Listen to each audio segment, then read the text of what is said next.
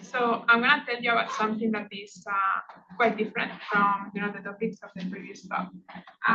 It's a quantum optics approach to what happens to when you have many quantum emitters. And the title of my talk is many way quantum optics in quantum materials. Actually, the part on quantum materials is work in progress, so it's towards that. And hopefully we will be able to steer some discussion, and it will be great to hear ideas. In the last decade, there's been, I would say, two parallel revolutions. One in the context of 2D materials, and the other in the context of cold atom physics. So nowadays, people have amazing control in twisting layers of graphene, DMVs, and so on, and produce interesting physics.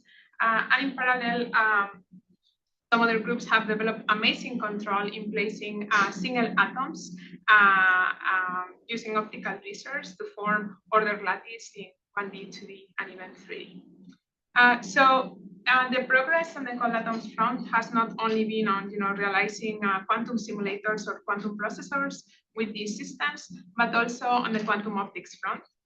So there's been a few experiments already exploring what type of new optical properties these type of systems yield. So here are two examples. One is experiment in a group of Manuel Bloch, where they have trapped a bunch of atoms in an optical lattice. This optical lattice has a lattice constant that is smaller than the resonant wavelength of the light that impinges on this lattice. These engineers a perfect mirror. Only in theory, in practice, it's about 70% reflective, but basically it's a layer of atoms behaving as a mirror.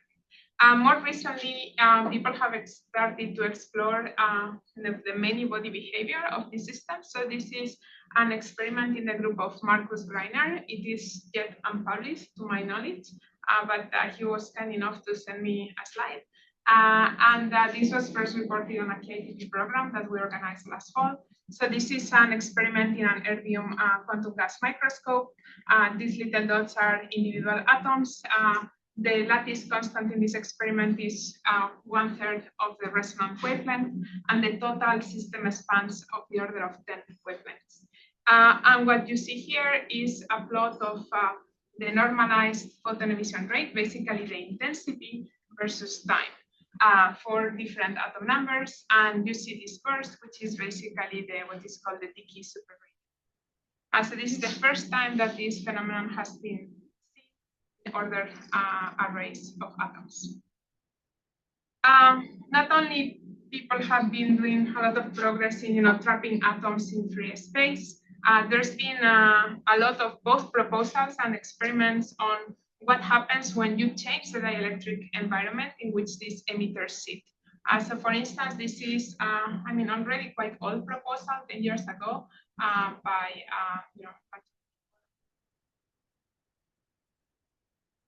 Dirac and Jeff Kimball. I guess everybody now is famous, I have to say.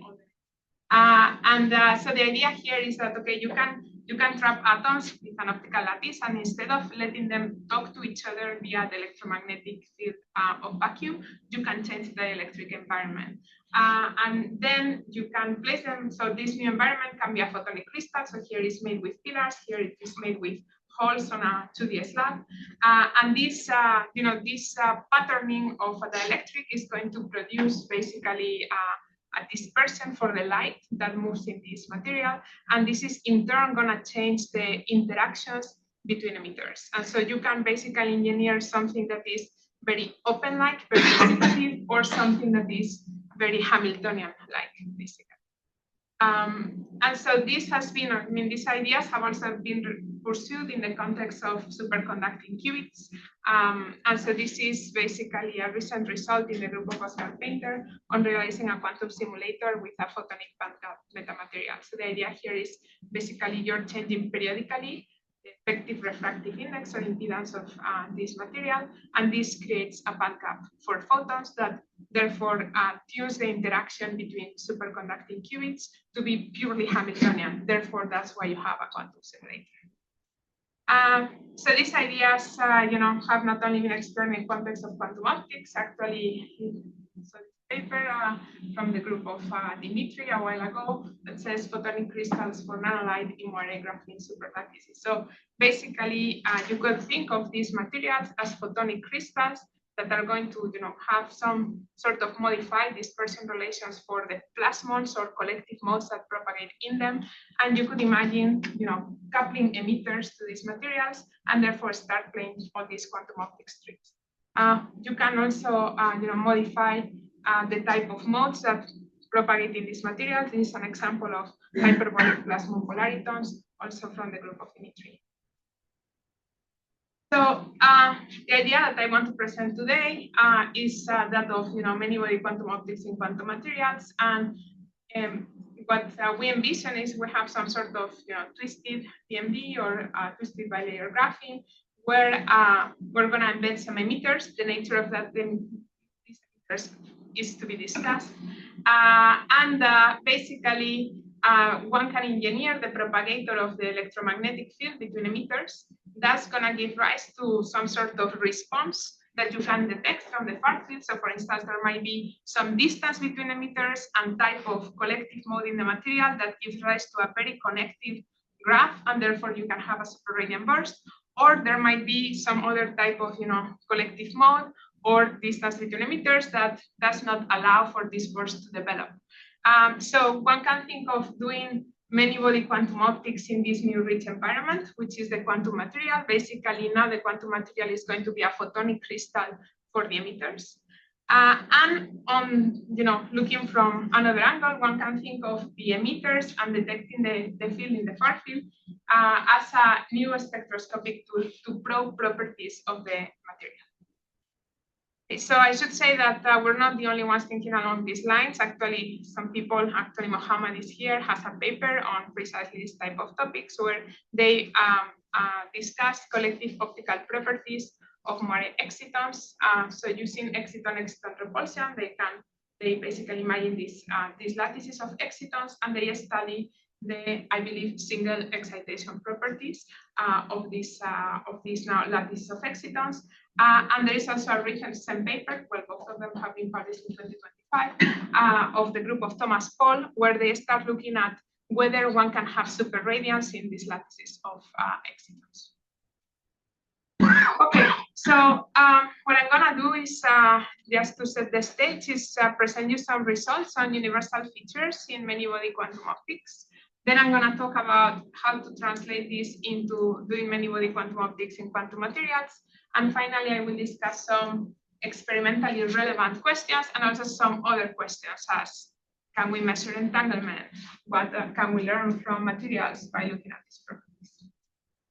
Okay, so let me start from the beginning. So as I said before, what we're going to consider is a system of emitters coupled to some electromagnetic field that we integrate out. So this is a perspective of open quantum systems. So we are in the weak coupling limit. We have integrated out the photonic degrees of freedom. So generically, when one integrates out the photonic degrees of freedom, one ends up with a master equation that looks like this, where you have a Hamiltonian evolution that describes the dynamics of the emitters, but also a dissipator. And this dissipator has this form where these coefficients gamma tell you about dissipative coupling between emitters I and J, and can be written as an n by n matrix gamma. I can also write this in the more typical Lindblad form, that is, I diagonalize this matrix, and I write this in terms of its eigenvalues. These eigenvalues correspond to collective transition rates. They have to be 0 or larger than 0, because the evolution has to be completely positive and trace preserving. And now I have jump operators that are collective. So basically they involve local decay operators or sigma minus operator in each emitter. So in general, finding the exact dynamics of the system is a theoretical challenge unless there is a lot of symmetry. And this is because typically these systems are many-body, involve long-range interactions, are open, are out of equilibrium, and typically we care about dynamics. So in general, this is a hard problem, and even though there are approximate methods that one can develop, they don't deal much intuition. So as I said, there are situations where this problem becomes simple to solve, and that situation is typically that of what is called the Dickey limit or cavity limit, where basically there is permutational symmetry between emitters. So this gamma ij becomes gamma 0 for every I and j. And in this case, when our cavity is single mode and the cavity is integrated out, everything is very simple and dynamics can be computed exactly. Generically, on the other hand, trajectories in this picture of the Hilbert space is a mess. And this mess is the thing we have to live with when we have extended systems. And this is, for instance, a 2D material with emitters that is not placed in a cavity. And now we will have interactions that are of power law type. And this breaks this permutational symmetry. So the question is, what happens in extended systems where, you have distances between emitters that are of the order of the wavelength or sub-wavelength, but where all the, array is much larger than the wavelength, resonant wavelength. As I said, computing exact dynamics is hard and it may be very problem dependent of what you want to do with the system. But there are some universal features that are easy to find. And these universal features are the following. One is the scaling of the maximum decay rate or photon emission rate, basically the intensity with system size. And the other is computing what is the critical lattice constant below which the superradiant burst exists. These two things are actually very easy. Computing the dynamics is actually very hard. Okay, so let me proceed. I don't know if there is any further question. I'm going to tell you how to do this. Yes. Just a quick question. So the jump operators you write are basically sigma plus and sigma minus. That's right. So in things like if I have a 2D material with electrons, how much of that description will carry over when the jump operators have k dependence, maybe aren't quite simple two-level operators? That's fair. In principle, this will be more complicated. You can describe your emitters now as some sort of binarized function or maybe something more extended. I would say that there is some caveats, but I would say that most of the methods I'm going to discuss could be extended to these situations, but probably the final results will change, like the scalings will change and so on. But the procedure is quite generic. So I would be surprised if, we know that even though I presented this master equation that is very simple, if you start modifying it, many of the results still hold. So in principle, you should use your master equation and follow this method, and you should be able to find a result. It may be that the scalings we find are modified, but the method should hold, I would say. Yeah. Okay, we have a comment on the experimental side. Yeah. So the bore radius usually in these situations are so small. That's also true. Yeah, you can have very localized.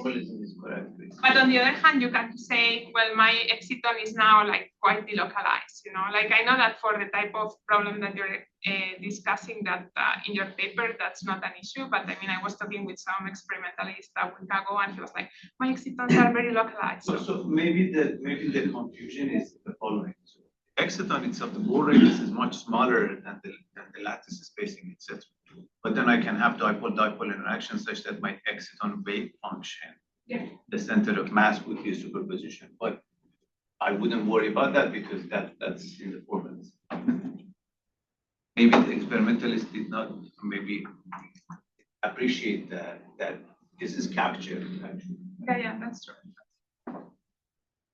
Okay. Sorry, another quick question. Yeah. So you did a Born-Markov approximation. Are there certain types of reservoirs for which you might expect a change in the dynamics? If I have, say, like a phonon polaritons or some kind of narrow bandwidth right. If modes? you have if you're close to a bandage, or if you have put this in a very high Q cavity, you cannot do this. So in that case, I don't have very good advice, except good luck to you. Because if it's a cavity, still, you don't integrate out the photons, that's fine. But if you start thinking about a much more complicated environment, which is not really an environment because you cannot trace out the degrees of freedom, now you're going to have a non-Markovian master equation in the best case scenario, with some sort of memory kernel, and then on top of that, you're going to have the many body part.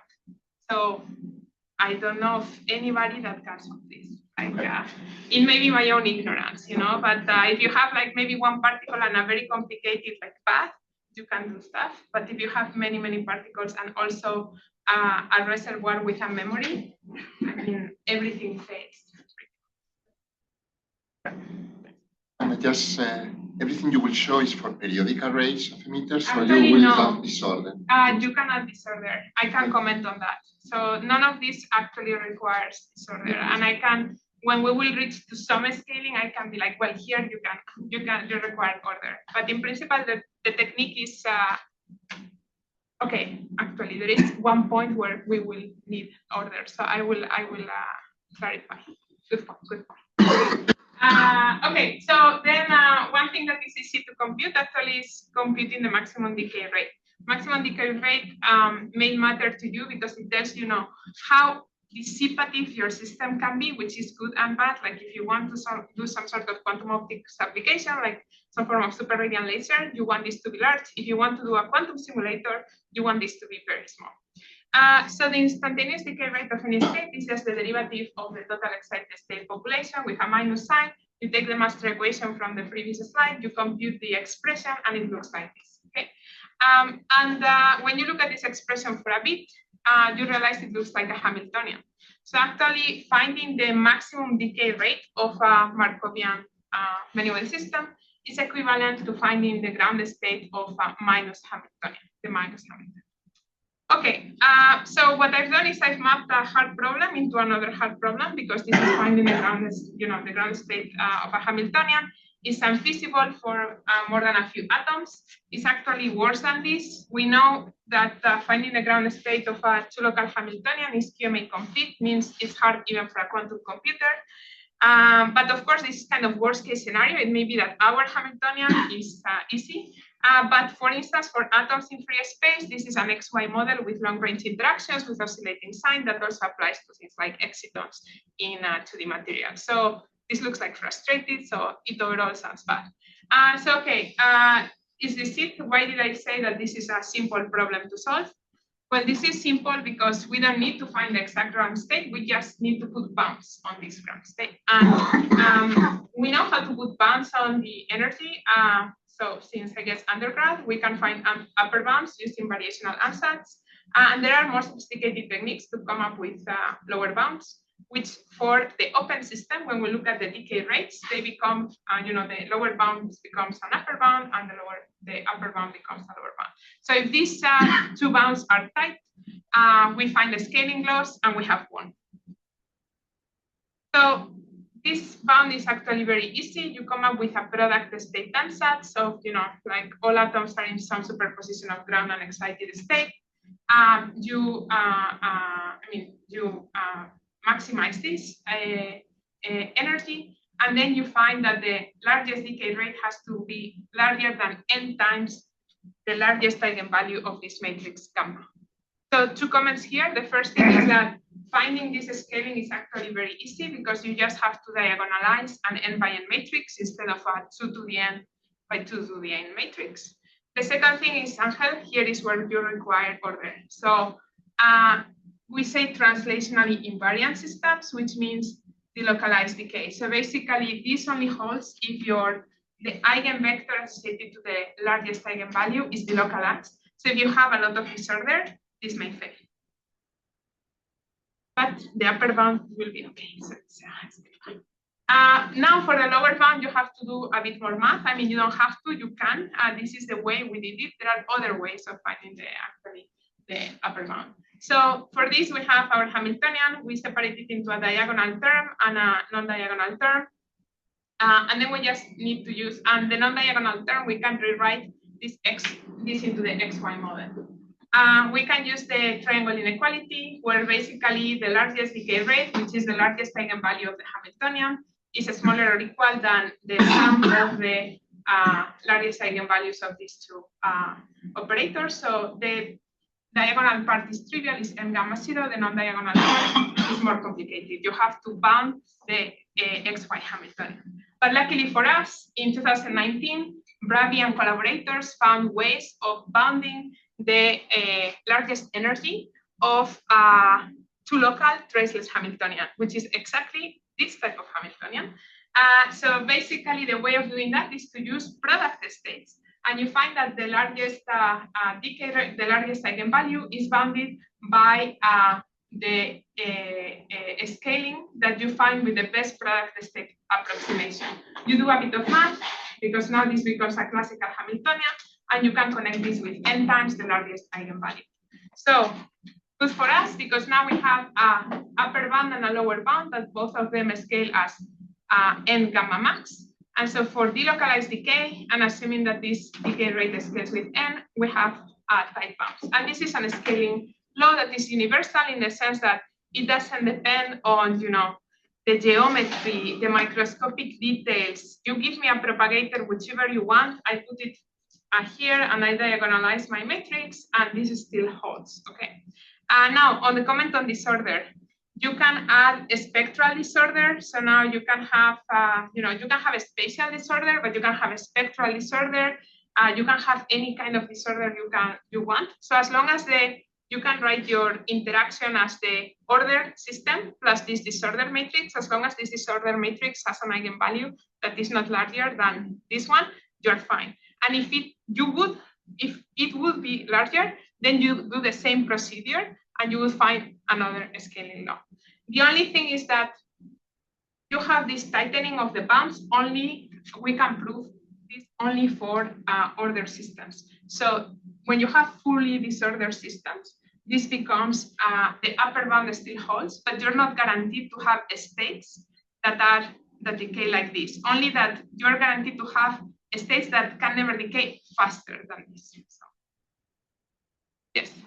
When you say ordered state, you mean a state that is well approximated by a product state. Sorry? So when you say ordered state, I mean that you have, technically it means that when you diagonalize this matrix, this is an extended eigenvector. But it doesn't mean, generically your largest decaying state will be an entangled state.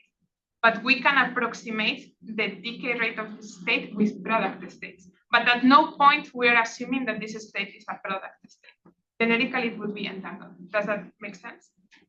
Yeah, but let me ask, so we're not discussing the second largest eigenvalue, which will, set the decay.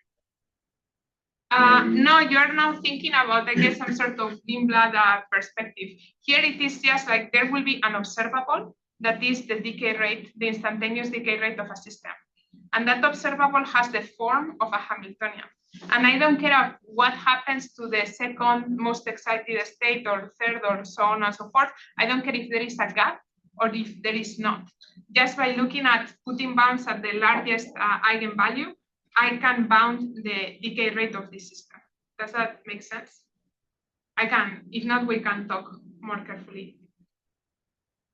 Okay, so then I think just a few comments. So if you have non-interacting particles, this gamma max is 1. So then basically the decay rate per particle when you normalize R star by n is constant.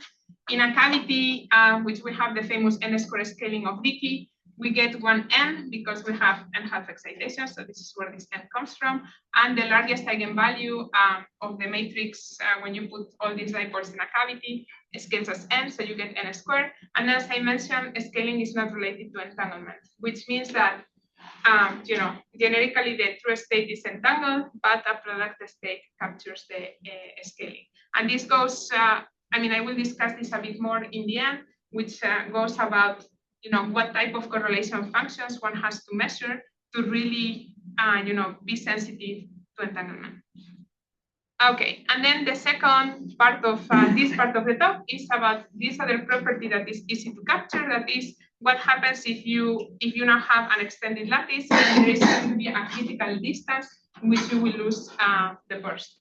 So now if you have, let's consider just to introduce a problem, because decay superradiance means many different things for different people.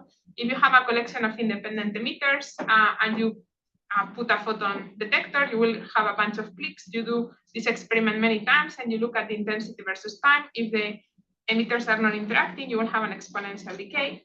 On the other hand, if the emitters are interacting, in particular in the case of a cavity, you will have a burst of big n squared.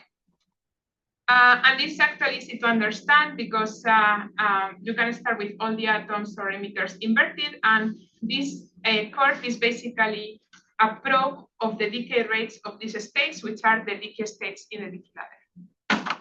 So if now you have extended systems, that's it's a much more complicated thing to do because there is no permutational symmetry anymore. So now your dynamics expands in principle throughout the Hilbert space, and you cannot do this trick. And the question is, will you have superradiance or not? And the answer is, well, knowing the exact form of this curve may be hard, but knowing whether you're going to have a burst or not is easy. And you just need to look at the fluctuations at 0 time, which is basically computing a second-order correlation function. And when you do that and do a little algebra, you realize that you just need to look at the 0-hole subspace, 1-hole subspace, 2-hole subspace, do the math, and you find that the minimal condition for a burst is basically given by looking at the variance of the eigenvalues of this matrix. So now for 2D arrays in free space, what matters for these conditions is the following. We're going to have a dimensionality for the array of 2. The propagator between the emitters is basically given by the free space Green's function, which has this form. And so now both the largest decay rate and the critical lattice constant is going to depend on the properties of this matrix. And if you do some analytics, you find that this maximal decay rate scales as n to the 1.25, which is very different from the n squared of decay. And there is a critical distance that grows with system size sublogarithmically. As I said, these results critically depend on the propagator of the electromagnetic field, which is the Green's function. And then just a totally self-advertising slide. If you really want to compute full dynamics, you need to do some approximation. So one option is to actually study dynamics in phase space. And this is something that we've been recently looking into and generalize these methods to compute multi-time correlation functions, which are key for coherence and spectral properties. So now let's try to translate this to quantum materials. So as I said, when you think about emitters in quantum materials, you can have a quantum optics perspective where the quantum material is a tunable photonic crystal, or the condensed matter perspective where perhaps quantum emitters can serve as non-local spectroscopic probes of properties in the quantum material. So for this, when did I start? Like 10:15. So you No, have need until to- 10:30. Total 20 15 minutes. minutes with the question. I have 15 minutes with questions. Okay. So the idea is the following: we're going to have emitters that are going to talk now through Anna, yes. could we go one step back? And okay, just for me to understand one thing. Yeah. All these results, you assume the emitters are, or by whatever mean, not affected by the fact that you have emitter-emitter interaction. No, it's actually is all result of emitter-emitter interaction, but Yeah, but the interaction emitter mediated by the itself. electromagnetic field. Yeah, but you put a P or a dipole interaction that is unchanged for the emitter. I mean, what is going to change the dipole matrix element? I mean, the interaction. I mean, if you have a two, in quantum chemistry, you have the H2 molecule. If you have the dipole of the H or the H2 is completely different. And it's not the sum of the two. And cannot be. They're not hybridizing. They're not hybridized. Yeah. So I mean, there is Hybridization no chemistry, right? Like this needs to be like sub-angstrom or angstrom, right? No, I understand that. Yeah. The question is, did you thought about the case of what will be the effect of this hybridization? Okay, there are different layers. So the 0th order answer is no, I didn't think about it. But now I can think about it. So this is Sorry, this was the. So I didn't think about it because in my work there is no other sort of interaction besides the electromagnetic. But you could say, well, now I have like two atoms that are super close, so now there's like some sort of Casimir effect, or even beyond that, like some true hybridization, or you're pointing out in a molecule. So that would renormalize my dipole matrix element, and then I leave like that. But then, of course, you could say, well, it's more complicated than this, because in this hybridization, this Green's function is now going to be that of the environment. And actually, I can do even more crazy things where not only is that of the environment, but is the one that is scattered by the other, like atoms or molecules. So I guess you can go up in multiple layers. I would say that doesn't matter for the type of problems that typically appear in quantum optics. My knowledge, I don't think this is a problem in like when we're thinking about excitons in a 2D material, but correct me if I'm wrong. There might be. I mean, there is one question that I think is I mean, perhaps solve, but not in the context of quantum optics, is that, okay, your excitons or your emitters are just put there by hand, right? But in reality, they are the result of the interaction within the 2D material. And so that has not been very well described. I haven't been able to do that. And if somebody has, let me know, because yeah. Right, here, I'm sorry, and by the way, I think you have until 10:30, so I'm going to, if I may, just go back to Angel's point. Yeah. I thought that in here, a crucial assumption was that every atom had a transition with the same energy splitting. Right, Yes, there was a ground state and an excited state, and that correspond to the photon. The first thing that interactions amongst the atoms will do, I mean, non-photon mediated, Yeah. is put dispersion in the thing Yeah. so that different transitions have different energies. What does that do to all this? So that's a great question. So I would say two things. First of all is you can have an homogeneous disorder in the frequencies, and you can have also an perhaps even more complicated thing is that now, when you don't have 2-level atoms anymore, you have some emitter in a 2D material, you may have like multiple ground states. So a very natural question is, does this destroy everything? So with respect to inhomogeneous broadening, so different frequencies, the good thing of this is that it's super radiance. So it's a broadening of the line width.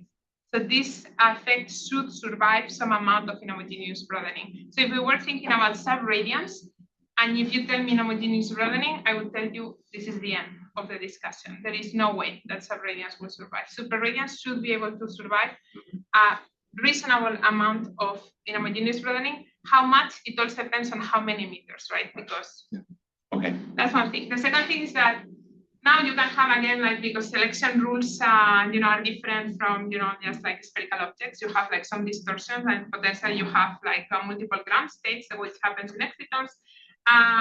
You may say, well, now I don't have 2-level systems anymore. So, and that is more subtle. So I can, for this part of the talk, I can still modify my master equation and redo everything with now operators that are larger than the spin operators, and be able to find an answer, which I cannot promise it looks like that, but in principle, you should be able to find an answer. For this part, this should still hold, but you will have now competition not only between external degrees of freedom that come from the multiple modes into which you can emit, but also internal degrees of freedom. Again, for things like Dicke superradiance, Dicke superradiance is robust to having multiple ground states because it's the physics of an avalanche. So as soon as you have one that dominates, you always get it. The physics, for instance, that Immanuel Bloch saw is destroyed when you have multiple ground states. So if you have multiple ground states and you try to do the mirror, you lose your mirror. So it really depends on the type of optics or physics you're interested in. Yeah. It's related. Yeah. So you have a model with J's and gammas. That's right. So your bound is when gammas are much larger than J's. And if J's are... No, J's can be actually very large, because J is 1 over R cubed. So in principle, J can be very large. Somehow makes different levels not equidistant. Yeah, Will yeah, this not kill this bound? Yeah. So, okay. So the largest decay rate is still the same because it depends on the dissipative connectivity between emitters. It may be. But they're not equal levels. So somehow, like, transition from n to n minus 1, n minus 2 no longer have the same energy. Yes, but it doesn't change the largest intensity that you can have. What can change is whether you will achieve these states dynamically. So for instance, imagine that you have like some array, and in this array, you will have dipole-dipole interaction of the sort you're talking about, Hamiltonian. If it's an ordered array, you will have basically the Hamiltonian, even if it's large, it can act as a global defacing mechanism, not as, locally defacing mechanism. If you have disorder, you may have atoms or emitters that are very close. I just want your model. No, this also works for disorder, but I'm just trying to see if we can connect this way. So if you have disorder, you're going to have this very large 1 over the R cubed term. And this is can locally deface pairs of emitters and can lead to the quenching of the superradiant burst. Still, the largest possible decay rate is not affected. What may be affected is the dynamic. What will be definitely affected is the dynamic. So you may never achieve this. I don't have any comment on whether you will have a burst or not. I'm just telling you, if you were to have a burst, This is the distance, and this is the largest possible scaling of the intensity. I'm not promising you a burst, because you can assume. Superradiance may be suppressed. No, superradiance may be suppressed if you have super large dipole-dipole interactions. Having said that, for instance, yes, this is numerics, right? But this is for 0.1 lambda. For 0.1 lambda, your dipole-dipole interactions are much larger than the dissipative part, yet you still have a burst. And this is because it's an ordered system, and the Hamiltonian, even though it's there, in the beginning, it mostly adds to a global phase evolution.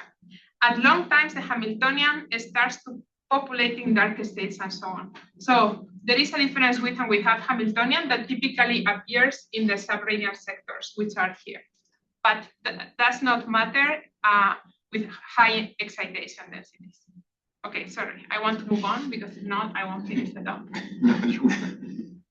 Okay, so good thing is that this is quite short because it's underdeveloped. So we don't have that many slides here to go through. So the idea here is, okay, we're gonna have emitters of some sort. They are gonna couple now through the collective modes of a 2D material.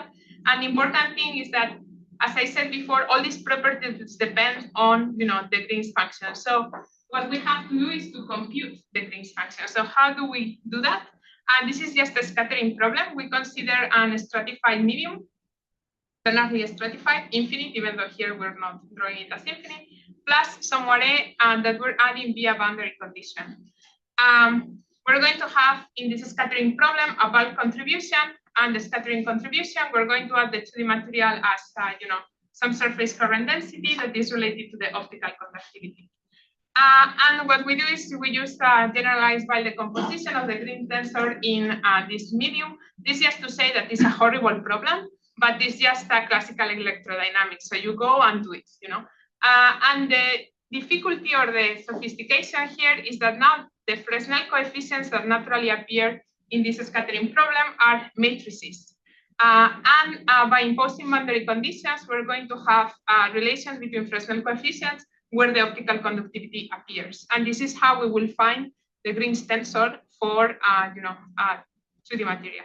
So what are the next steps? We have solved the scattering problem. We are now in the process of computing the optical conductivity for twisted bilayer graphene without interactions.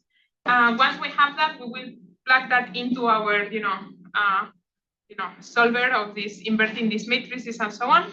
And we will be able to realize this idea of tunable photonic crystal. And it's tunable because in principle, by changing the angle, you change the dispersion relation. And also by changing the filling, you change the electronic reconstruction. And then the next step would be to incorporate interactions or other effects such as electron phonon coupling. And so before I finish, just want to, I have how much time? 7 minutes. Perfect. With okay. questions. Great. So before I finish, I wanted to mention a few things that are important from an experimental point of view. The first one is that superradiance is directional. So where you place your detector matters. So I've talked to several experimentalists that have told me we haven't seen superradiance. Like we think we have excitons, we haven't seen anything. And typically you put the detector on top of the material. This is guaranteed to not, you won't see a burst if you do that, because superradiance is directional and actually most of the emission is almost close to the plane of the material. So this is where you should put your detector. Also it's stochastic, so shot to shot, you may get most of the intensity in different angles. Fine. Also the collection angle matters. Depending on the collection angle, you may get wrong scaling, such as for instance n squared instead of n to the 1.25.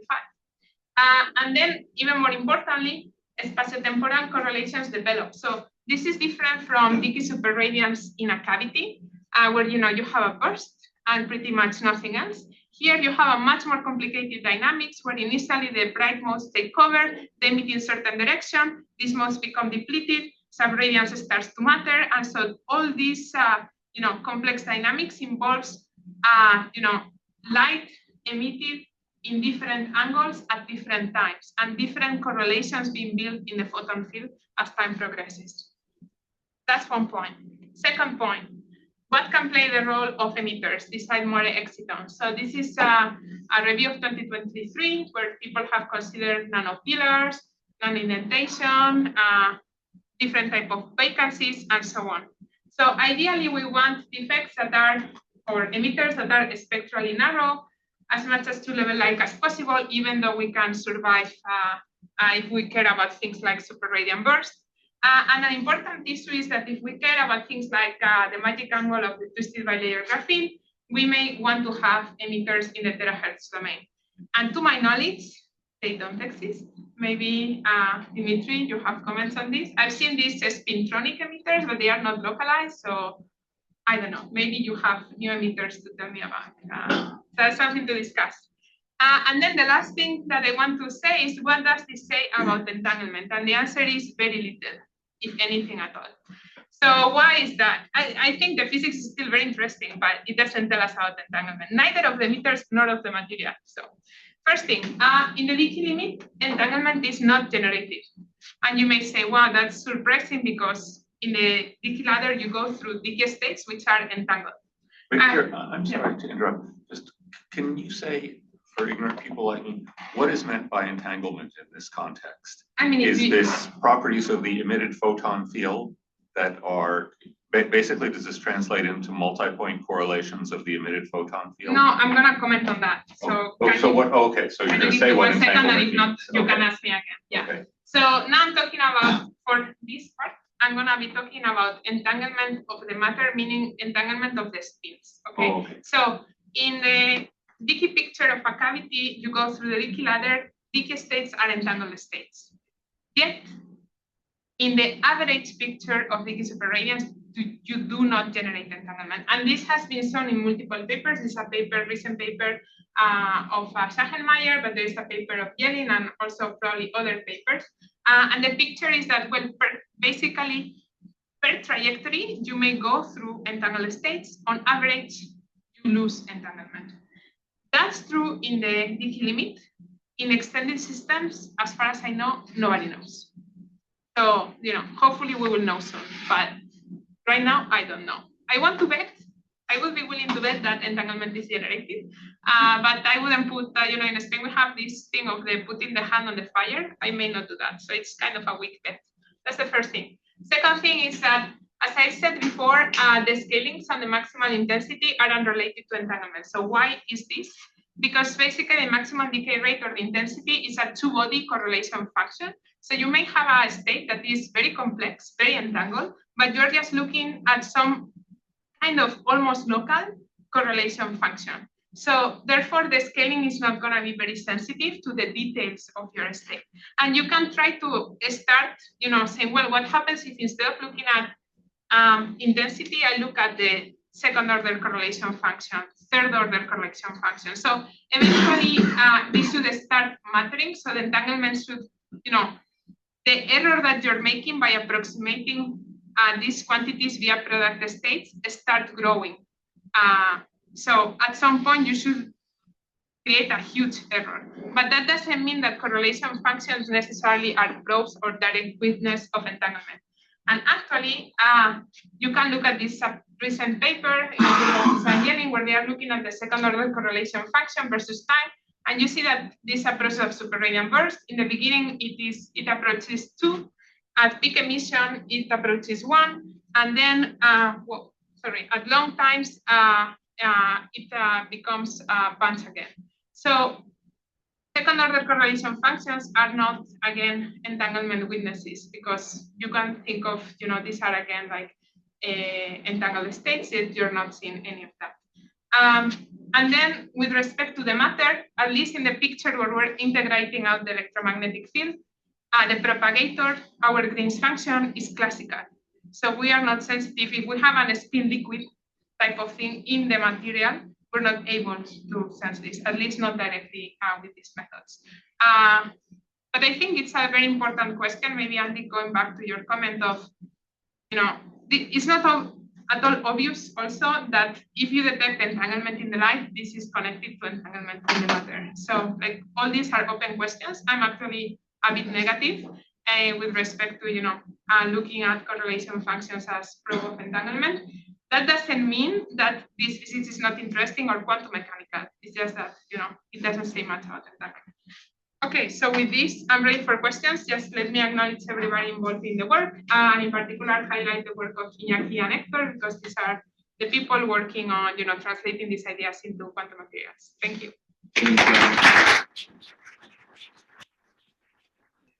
Then Dimitri. Maybe you want to ask first. Okay, I'll ask first. Nana, thank you for great talk. Okay, good. So you discussed superradiance. Is there an absorption counterpart of superradiance? Yeah, it's super absorption. Yeah. I don't like it very much. It's sometimes much easier to measure, especially if you go to terahertz and you are not confined to certain classes of emitters. So can you tell us a little bit about it, even though you don't like it? Yeah. So there are a few papers on super absorption. I'm ignorant of this field. I don't think it's a big field. But the idea is that you can think of if you decay, the decay rate from this state around half excitation is n squared gamma 0. So if you were now to absorb a photon, you would also, like the time reversal of this process would also happen at a rate that is n squared. So it's enhanced therefore super absorption. What is a caveat? You have to prepare this state that is out of equilibrium. You have to sustain it in time, and then it will super absorb. So that's kind of bad, if you ask me. So that's the difficulty with super absorption. That you have to create a very special state for this to super absorb. So I think I might have spaced out. So just No say worries. I already talked about this. So in these atomic arrays, one usually takes the Lambdicki regime where the motion is quantized, there's no motion. Yeah. So if one relaxed that, allow the dipoles to move around, Yeah. might one expect some self-organization and interesting pattern formation? And might one expect to see something that in things that are a little bit more delocalized, like excitons? That's a great question. Thanks for asking. So the answer, well, actually, I think Mohammed talks about like this exciton repulsion that produces these crystals of excitons. But going back to atomic arrays, indeed, when you excite the atoms, there's going to be optomechanical forces. We've looked into two cases. The first one is just we think about classical dipoles. We have some sort of 1D cloud where the atoms are free to move. You drive them weakly. And what happens is that there are two stable configurations, one which is called optical binding, where all the atoms place themselves a wavelength apart. This is known and observed in the electric bits in water, but there's a new type of order that is dimerization, so atoms dimerize. So it's like a Peierls instability? Yeah, in the end, it's some sort of balance between near field and far field. So then you have this type of dimerization. Is it if you're like a Tonks regime? No, there is nothing correlated or sophisticated here. But it's 1D. So. It is 1D, yes.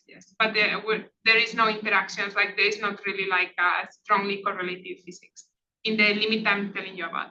The second thing is that you can think of, now imagine that I have some sort of a spin wave in my array, let me either 1D or 2D, and now I allow for motion.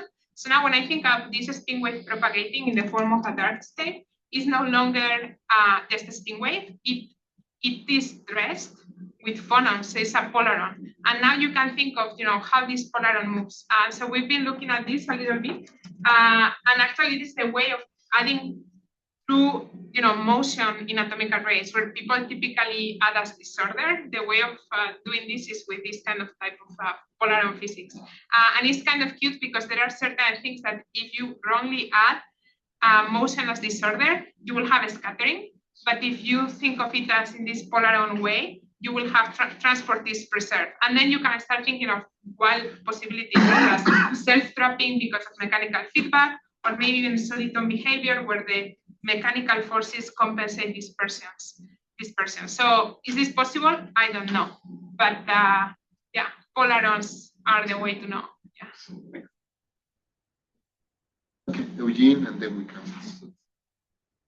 Comment about like possible sources. So would you be happy with sort of the border between terahertz and infrared? I'm happy with a lot of things because I'm a theorist, so it's okay. But so if you can live with like 100 MeV, there are deep donors in silicon which are very coherent, and for them, K rates are 3 orders of magnitude smaller than the frequencies.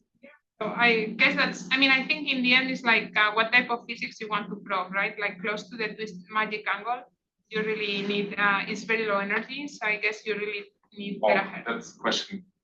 Oh, okay, I don't know, like there are But yeah, we can talk more about. and polariton bands there, which are in that regime. Yeah, yeah. Bottom line, food for thought. I don't know. I don't have a good answer. Thank you. Good moment to thank Anna and Emil again for talk.